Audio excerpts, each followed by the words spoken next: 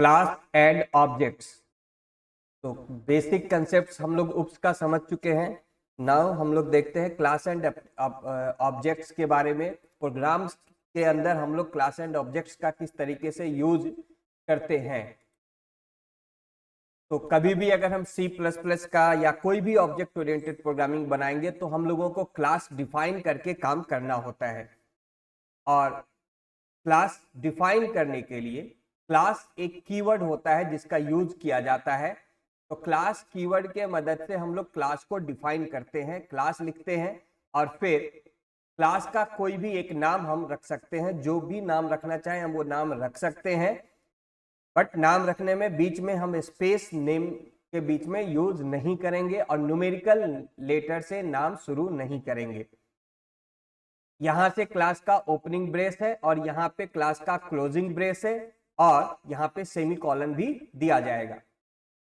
Class contain करता है declaration of variables and functions के। तो क्लास के अंदर हम लोग वेरिएबल को डिक्लेयर करेंगे या हम कोई भी फंक्शन को डिक्लेयर कर सकते हैं या फंक्शन को डिफाइन भी कर सकते हैं। तो वेरिएबल जैसे यहाँ पे डिक्लेयर किया गया माई नम, एक इंट वेरिएबल, एक फंक्शन डिफाइन कर रहे हैं। तो फंक्शन को हम पूरा का पूरा क्लास के बॉडी के अंदर डिफाइन भी कर सकते हैं या फंक्शन को इस तरह से डिक्लेयर करके भी हम रख सकते हैं और इसको डिफाइन क्लास के बाहर हम कहीं भी करेंगे। तो इस तरीके से जितना भी इस क्लास, जिस पर्पस से हम क्लास को डिफाइन कर रहे हैं उससे रिलेटेड जितने भी वेरिएबल या फंक्शंस का जरूरत है उस क्लास में हम यहाँ पे डिक्लेयर करके छोड़ देंगे। और जब भी डिक्लेरेशन करेंगे तो मेंबर का डिक्लेरेशन हमेशा पब्लिक, प्रोटेक्टेड और प्राइवेट के फॉर्म में किया जाएगा। इसको कहते हैं एक्सेस स्पेसिफायर। ये डिफाइन करता है कि जो भी क्लास में मेंबर डिक्लेयर हो रहा है, चाहे वो कोई वेरिएबल हो या कोई फंक्शन हो, क्लास के अंदर हम लोग क्लास भी डिफाइन कर सकते हैं। तो जो भी मेंबर डिक्लेयर हो रहा है उसका एक्सेसिबिलिटी, उसका यूज हम क्लास के बाहर किसी दूसरे क्लास में कर सकते हैं या नहीं। एक फाइल में हम लोग एक से अधिक क्लास को डिफाइन कर सकते हैं, जितना भी चाहे एक फाइल के अंदर या एक प्रोग्राम के अंदर हम मल्टीपल क्लास बनाएंगे। तो सपोज करो किसी क्लास में कोई वेरिएबल है, जैसे माई नम, ये वेरिएबल है, या ये function my method in class, ये एक फंक्शन है, इसको किसी दूसरे क्लास में यूज करना है। तो अगर ये पब्लिक है तो आसानी से होगा, अगर प्राइवेट है तो ये नहीं होगा। तो एक्सेस स्पेसिफायर ये बताता है कि क्लास में डिक्लेयर किया गया हुआ वेरिएबल क्लास के बाहर यूज होगा या नहीं होगा। तो ये प्राइवेट, प्रोटेक्टेड एंड पब्लिक, ये तीन तरह से इसको हम लोग एक्सेस स्पेसिफायर या इसको इनकैप्सुलेशंस भी कहते हैं। हम इनकैप्सुलेट करते हैं कि क्लास का मेंबर का इनकैप्सुलेशन क्या है, उसका रेस्ट्रिक्शंस क्या क्या है। क्लास में जो भी मेंबर डिक्लेयर होगा, जो भी वेरिएबल या फंक्शन डिक्लेयर होगा या क्लास के अंदर हम कोई दूसरा क्लास भी डिफाइन करेंगे, उसको क्लास का मेंबर बोलेंगे। तो क्लास के अंदर जो कुछ भी डिक्लेयर या डिफाइन किया गया है उसको मेमोरी सेपरेट नहीं मिलेगा। जैसे इस क्लास में जो भी मेंबर डिफाइंड है या डिक्लेयर्ड है, जैसे फंक्शन डिफाइंड है, वेरिएबल डिक्लेयर्ड है, वेरिएबल में हम यहाँ पे वैल्यू असाइन नहीं करेंगे, सिर्फ डिक्लेरेशन होता है। तो जो भी मेंबर्स यहाँ पे हैं इनको अपना सेपरेट मेमोरी नहीं होगा। अब ये इनकैप्सुलेटेड है माई क्लास के अंदर और पहले माई क्लास का मेमोरी बनेगा और उस मेमोरी में इन लोगों को मेमोरी मिलेगा, ये जो डिक्लेरेशंस हैं। तो क्लास का ऑब्जेक्ट डिफाइन करेंगे और जैसे ही क्लास का ऑब्जेक्ट डिफाइन करेंगे उस क्लास का एक मेमोरी बनेगा और उस मेमोरी में क्लास के सारे मेंबर्स का मेमोरी बनेगा और उस ऑब्जेक्ट के मदद से हम क्लास के मेंबर्स को एक्सेस करेंगे और उस ऑब्जेक्ट को हम क्लास टाइप का वेरिएबल भी बोल सकते हैं। बिकॉज क्लास क्या है, एक यूजर डिफाइंड डेटा टाइप होता है। तो क्लास एक यूजर डिफाइंड डेटा टाइप है, तो उसके जो ऑब्जेक्ट है उसको हम लोग क्लास टाइप वेरिएबल भी बोल सकते हैं। और ऑब्जेक्ट के मदद से हम डॉट ऑपरेटर का यूज करके उस क्लास के मेंबर को एक्सेस करेंगे। ऑब्जेक्ट कैसे बनता है? तो ऑब्जेक्ट एक्चुअली में है क्या? ऑब्जेक्ट एक्चुअली में क्लास टाइप का वेरिएबल है। तो जैसे हम लोग कोई वेरिएबल डिक्लेयर करते हैं इंट एक्स, तो ये डेटा टाइप और ये वेरिएबल, तो क्लास भी एक यूजर डिफाइंड डेटा टाइप है। तो यहाँ पे हम क्लास का ऑब्जेक्ट देंगे और फिर यहाँ पे एक वेरिएबल देंगे, जो भी हम वेरिएबल बनाना चाहें। जैसे जनरल वेरिएबल बनाते हैं उसी तरह से क्लास का वेरिएबल भी बनेगा। ये भी एक्स वाई जेड हम कुछ भी ले सकते हैं, बट इसको हम लोग बोलेंगे ऑब्जेक्ट, या क्लास टाइप वेरिएबल भी कह सकते हैं। जैसे ही ये ऑब्जेक्ट बनेगा, ये इस ऑब्जेक्ट का मेमोरी बनेगा। जैसे एक्स डिक्लेयर किए तो एक्स का एक मेमोरी बनता है, उसी तरह से जब ऑब्जेक्ट डिक्लेयर होगा तो ऑब्जेक्ट का भी मेमोरी बनेगा। और उस ऑब्जेक्ट के अंदर जो भी मेंबर्स हैं, जैसे माई नम एक मेंबर था, तो माई नम का अपना एक मेमोरी बनेगा। और अब क्लास के बाहर इसको एक्सेस करना है तो इस तरह से हम लोग एक्सेस करेंगे डॉट ऑपरेटर लगाकर।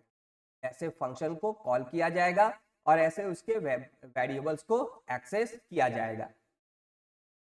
जैसे यहाँ पे एक प्रोग्राम है, तो यहाँ पे हम लोग क्या इंक्लूड कर रहे हैं? iostream.h हेडर फाइल को इंक्लूड कर रहे हैं। अब हम लोग iostream.h हेडर फाइल को यूज करेंगे, इसको आगे एक्सप्लेन करते हैं हम। और conio.h हम यहाँ कर सकते हैं जरूरत के हिसाब से। तो जो भी C का हेडर फाइल्स है वो यहाँ यूज होगा, mat.h हो चाहे string.h हो, वो सब हम यहाँ यूज करेंगे। बट यहाँ पे एक हम लोग फिलहाल देख रहे हैं iostream.h हेडर फाइल, अब यहाँ यूज करेंगे। stdio.h का जरूरत नहीं है। यहाँ पे एक क्लास बनाया गया, इस क्लास का नाम है माई क्लास। इसमें एक इंटीजर वेरिएबल है x और y, एक फंक्शन को डिफाइन किया गया है। पूरा का पूरा फंक्शन हम यहाँ पे लिख दिए हैं। और यहाँ पे अब printf scanf c की जगह पे यहाँ पे cout का यूज किया जाएगा प्रिंट करने के लिए। अब मेन फंक्शन यहाँ डिफाइन हो रहा है। मेन फंक्शन में सबसे पहले obj का एक ऑब्जेक्ट डिक्लेयर हुआ और obj ऑब्जेक्ट के डिक्लेरेशन के साथ ही इस ऑब्जेक्ट में एक मेमोरी x का बना, एक मेमोरी y का बना और सो फंक्शन का भी मेमोरी यहाँ पे इसके अंदर बन गया। तो ये जो वेरिएबल्स का या फंक्शन का मेमोरी है वो कहाँ बन रहा है? obj ऑब्जेक्ट के मेमोरी के अंदर। तो अब इस x को यूज करना है तो यहाँ पे हमको बताना होगा कि obj का x यानी obj.x, obj.y यानी कि इस obj के अंदर का y। अगर हम यहाँ पे int x और y डिक्लेयर करते हैं तो ये भी चलेगा, ये मेन का वेरिएबल माना जाएगा। ये मेन फंक्शन का लोकल वेरिएबल हो गया। इस x और इस y से इसका कोई मतलब फिलहाल नहीं है।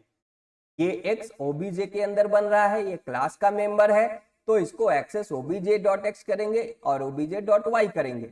ये डायरेक्ट यहाँ पे यूज हम कर सकते हैं x equal to 10, x equal to 10 यानी ये वाला x।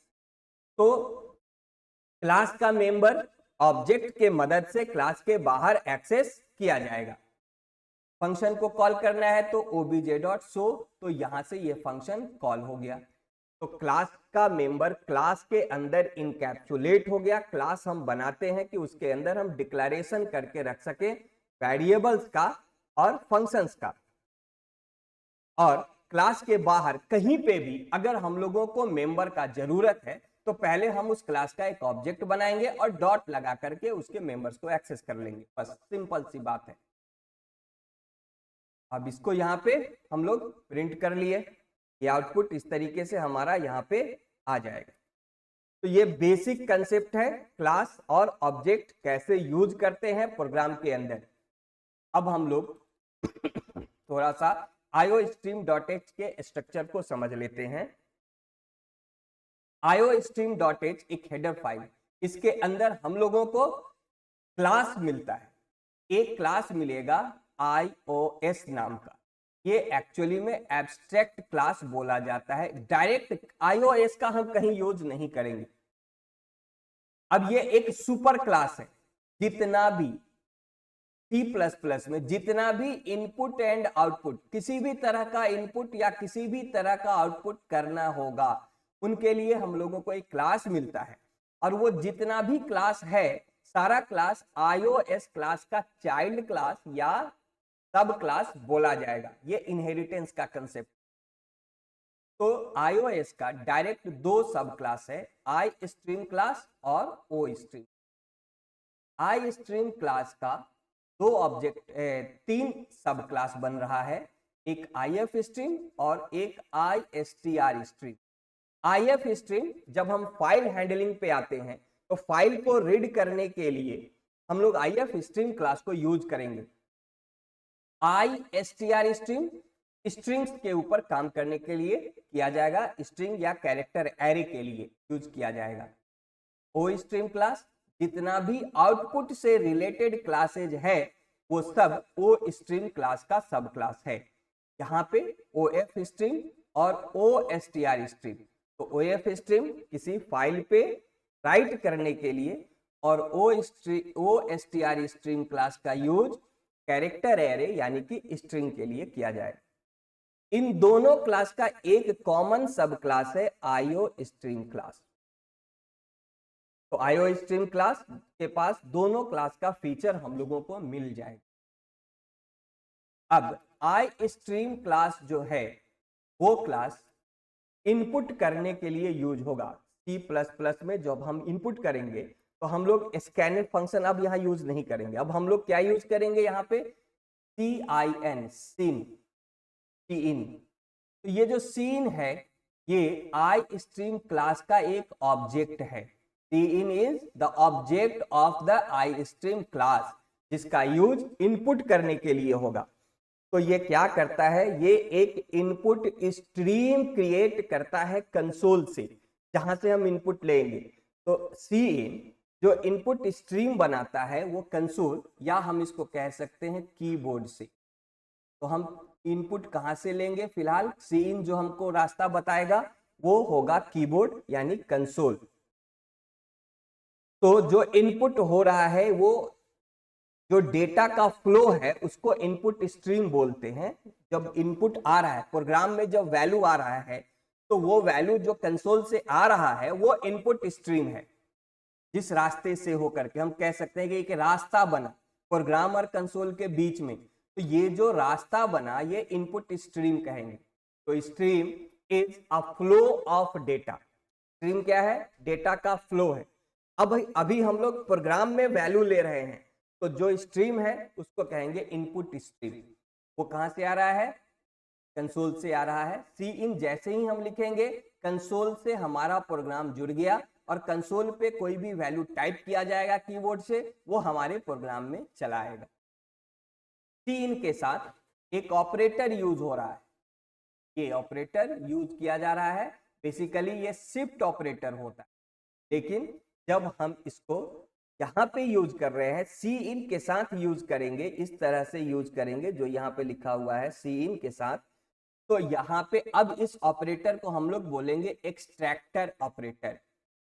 ठीक है, ये वैल्यू को एक्सट्रैक्ट करके ला रहा है प्रोग्राम में, तो ये एक एक्सट्रैक्टर ऑपरेटर है। तो ऑब्जेक्ट पे जब कोई हम जनरल ऑपरेटर यूज करते हैं तो वो ऑपरेटर का काम बदल गया। बेसिकली ये शिफ्ट ऑपरेटर है जो वैल्यू को शिफ्ट करता है मेमोरी के अंदर, लेकिन अभी इसका यूज सी इन ऑब्जेक्ट पे हो रहा है तो इसका काम बदल गया, इसका फॉर्म चेंज हो रहा है। यहाँ पे ये पॉलीमॉर्फिज्म का कंसेप्ट आ रहा है, इसी को कहते हैं ऑपरेटर ओवरलोडिंग। तो ये ऑपरेटर ओवरलोड किया गया है, इससे रिलेटेड एक फंक्शन लाइब्रेरी में लिखा हुआ है जो काम कर रहा है कीबोर्ड से वैल्यू को खींच करके लाने का। तो ये एक्सट्रैक्टर ऑपरेटर ओवरलोडेड ऑपरेटर हो गया। यहाँ पे तीन के साथ जैसे ही लगाएंगे तो आई स्ट्रीम क्लास के अंदर इस ऑपरेटर पे एक फंक्शन बना हुआ है, वो फंक्शन कॉल होता है और वैल्यू प्रोग्राम में आने लगता है, एक्सट्रैक्ट होने लगता है प्रोग्राम के अंदर। उसी तरह से सी आउट जब हम करते हैं, ओ यहाँ पे सी आउट जब हम करते हैं तो सी आउट जो है वो IO स्ट्रीम क्लास का एक ऑब्जेक्ट है। Cout is an object of ostream class. तो ये क्या करता है, ये भी स्ट्रीम जनरेट करके हम लोगों को देता है ओ स्ट्रीम क्लास। और ये जो स्ट्रीम बन रहा है ये वैल्यू कंसोल पे भेज रहा है, यानी जो हमारा स्क्रीन है, स्क्रीन पे ये वैल्यू को प्रोग्राम से भेज रहा है। तो ये जो स्ट्रीम बनेगा, इस स्ट्रीम को बोलेंगे आउटपुट स्ट्रीम। तो आउटपुट स्ट्रीम सी आउट के लिखते ही हमारा आउटपुट स्ट्रीम जुड़ गया, यानी कि हमारा प्रोग्राम जो है वो कंसोल के साथ कनेक्टेड हो गया। अब इस पे जो भी हम सी आउट पे वैल्यू देंगे वो सीधा जाएगा इस कंसोल के ऊपर, हमको डिस्प्ले होगा, वैल्यू यूजर को दिखेगा। इसके साथ हम लोग इस ऑपरेटर को यूज करते हैं, ये भी एक शिफ्ट ऑपरेटर है, लेकिन इसका भी ओवरलोडिंग हो रहा है। इसके लिए भी एक फंक्शन लिखा हुआ है, और वो कहां लिखा हुआ है, ओ स्ट्रीम क्लास के अंदर लिखा हुआ है। तो जैसे ही ओ स्ट्रीम क्लास के ऑब्जेक्ट सी आउट पे इसको यूज करेंगे, ये बन जाएगा इंसर्शन ऑपरेटर। ये वैल्यू को इंसर्ट करेगा कहां पे, मेमोरी से ले जाकर के कंसोल पे। तो यहां भी ये भी ऑपरेटर ओवरलोड हो रहा है, और ये ऑपरेटर सी आउट ऑब्जेक्ट के साथ काम करेगा। ओ स्ट्रीम क्लास के अंदर इसको ओवरलोड किया गया हुआ है, और ये सी आउट ऑब्जेक्ट जो है ओ स्ट्रीम क्लास का, उसके साथ ये काम करता है। जैसे ही हम सी आउट ऑब्जेक्ट पे ये ऑपरेटर यूज करते हैं, इस ऑपरेटर का लिखा हुआ ऑपरेटर फंक्शन कॉल होता है, और वैल्यू प्रोग्राम से निकल करके कंसोल पे चला जाता है। तो ये हमारा istream ostream class है, जो iOS क्लास का दो सब क्लास है, और इनका आई स्ट्रीम क्लास का ऑब्जेक्ट सी इन, ओ स्ट्रीम क्लास का ऑब्जेक्ट सी आउट। सी इन के साथ हम शिफ्ट ऑपरेटर लगा रहे हैं, जिसको हम बोलेंगे एक्सट्रैक्टर ऑपरेटर। सी आउट के साथ जो ऑपरेटर हम शिफ्ट ऑपरेटर लगा रहे हैं उसको बोलेंगे इंसर्शन ऑपरेटर। ये दोनों ऑपरेटर ओवरलोड किया गया हुआ है, और जिसका फंक्शंस लिखा हुआ है। उसी तरह से अगर हम IF स्ट्रीम और OF स्ट्रीम को यूज करते हैं, तो IF स्ट्रीम हम लोगों का एक फाइल इनपुट स्ट्रीम बनाता है। अब फाइल हैंडलिंग में जब हम लोग आएंगे तो वहां पे इस कंसेप्ट को डिटेल में समझ लेंगे। फिलहाल इतना समझते हैं कि जैसे ही हम IF स्ट्रीम क्लास को यूज करेंगे, हम एक फाइल के साथ अपना एक इनपुट लेना चाहते हैं, फाइल पे जो कुछ लिखा हुआ है उसको प्रोग्राम में लेना चाहते हैं। तो प्रोग्राम में लेने के लिए जिस फाइल से हम डेटा लेना चाहते हैं, उस फाइल के साथ हम अपने प्रोग्राम को लिंक करते हैं, और वो लिंक किया जाएगा IF स्ट्रीम क्लास के मदद से। तो जैसे ही हम लिंकिंग का काम शुरू करेंगे, हमारा एक फाइल इनपुट स्ट्रीम बन जाएगा, और उस फाइल का वैल्यू हमारे प्रोग्राम में आना शुरू होगा। इसी तरह से OF स्ट्रीम क्लास जब यूज करेंगे, तो जिस फाइल पे हम लिखना चाहते हैं, उस फाइल का यूज करके OF स्ट्रीम क्लास के साथ हम लोग एक कनेक्शन क्रिएट करेंगे, और प्रोग्राम से जो भी वैल्यू हम देंगे वो उस फाइल में जाकर के लिखना शुरू करेगा। तो ये हम लोगों का बेसिक कंसेप्ट है इनपुट आउटपुट से रिलेटेड, और क्लास एंड ऑब्जेक्ट के कंसेप्ट से रिलेटेड।